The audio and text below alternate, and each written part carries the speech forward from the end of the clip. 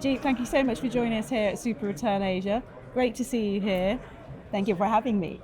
You've just appeared on a panel. Your panelists were all talking about sort of chasing unicorns, if you like, and whether that's now a sensible and sort of realistic way to find a success story. So how would you frame that, and what are you looking for now in those terms? Absolutely.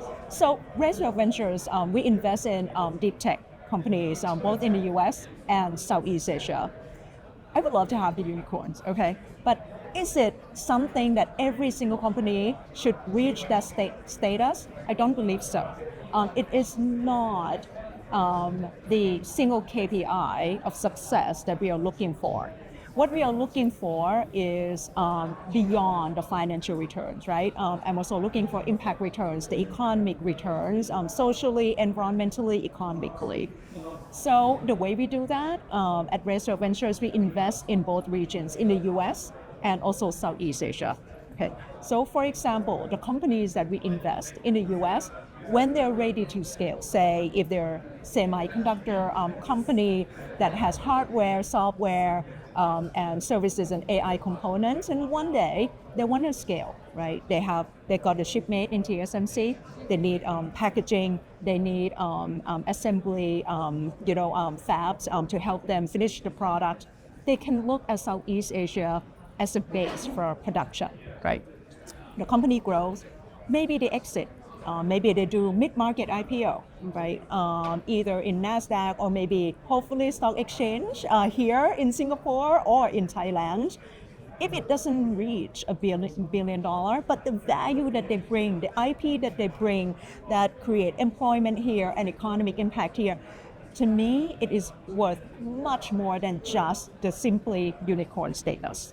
How widely held is that view now? Because obviously this industry have been very much about those returns for decades.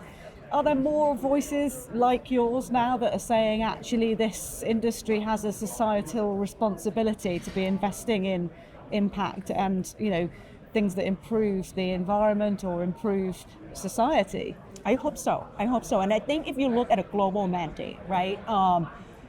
A lot of countries, the governments and even the private sector, they want to push towards net zero. I think that's very important.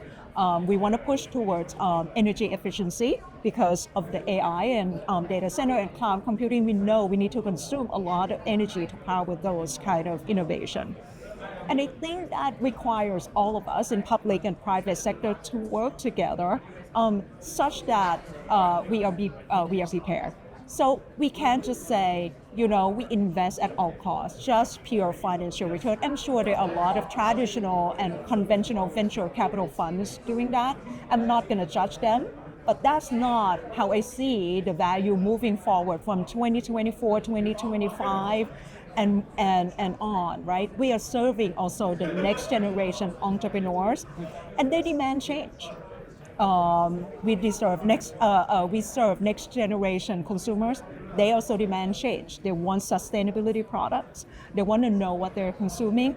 I think soon enough, a lot of investors going to say, investing at all costs might not just be a good idea if it do harm to the society. I hope that they're leaning towards that way. What would you say are the barriers that still remain to the approach that you're describing, that you like to take, that are still there? I think it's the size of the capital, because the tier one investors, they've been around for so long and they already established the brand. So there are traditional investors who just want to invest in a fund that already established the brand. Okay, sure, I respect that. For us, it's the way to enter the VC market. We have to be differentiated, and we have to be differentiated in the right way. And to me, it's all about impact-driven venture capital investment, and this is why I'm teaching at UC Berkeley. I'm teaching the MBA is that capital comes with power, and you can demand the return because we are in a capitalism world. We have to have returns for our investors, but that alone is not enough anymore. Silicon Valley has made mistakes too, right? Investing in the wrong thing that didn't generate any returns, or it was just pure speculation. And we need to shift our focus to invest in things that not only generate return, we need massive return, but at the same time, that sort of capital has to motivate and incentivize the other kind of returns, which is, to me, it is economic return. And that is essentially the core thesis of Raisewell Ventures. You specifically are interested in investing in deep tech. Tell me about that and why that's a sector that you're particularly focused on. Yeah. So number one, deep tech is the area that international investors are interested in. What is so special about venture capital is we do not invest alone. Okay, we need co-investors. So we have to invest in an area that the global venture capital community is interested in, and that is climate technology, also supply chain technology that use AI to improve productivity and efficiency of production, and of course the health technology. And these three core pillars or the areas are also considered competitive advantages of Southeast Asia. So this is what global investors really want. This is also what Southeast Asia is doing really well. So this is how we built that I call catalytic capital to seed these kind of companies in a way that we help them leapfrog by being the bridge. So you do what you do well. We have top institutions here like the NUS, NTU, and others in Thailand and other countries. You use IP, you commercialize, and you scale. And then you learn from Silicon Valley. And that's how we are being the bridge between the two regions. So it's finding like different ways of work, slightly different structures, and you believe that this approach and some of these sectors are going to thrive despite the environment, because it is a challenging geopolitical, economic environment. Yes, and it's hard. But VC is also a long game. It is at least a 10-year fund, typically. Some, it's even longer. And we have to think long term. What is the building block for our foundations and fundamentals? And that's why I keep coming back to economic impact, right? Semiconductor, data center, this technology that is going to be the infrastructure for the next 10, 20, or 30 years. Those are the areas we have to invest in. And you obviously really believe that there's going to be a real shift in the generational approach to that and to investing as well, that younger people care more about what their money's doing. Absolutely. We already seen that happening, right? Like, they look at the labels, before they consume any product. They ask whether that product is sustainable, is it a green product? There's all sort of things that the next generation have slightly different expectation, especially climate tech. The world is hotter every day. And what do we do with that, right? So those kind of investments still generate massive return, but we have to put in the lens of what else we need to demand from those capital. And I think it can also be the differentiator for startup companies in Southeast Asia. Do you think because of all of what you've just described there, we'll see a need for a different kind of expertise in this industry? In the climate tech in particular, we already seen quite a bit. For example, green cement.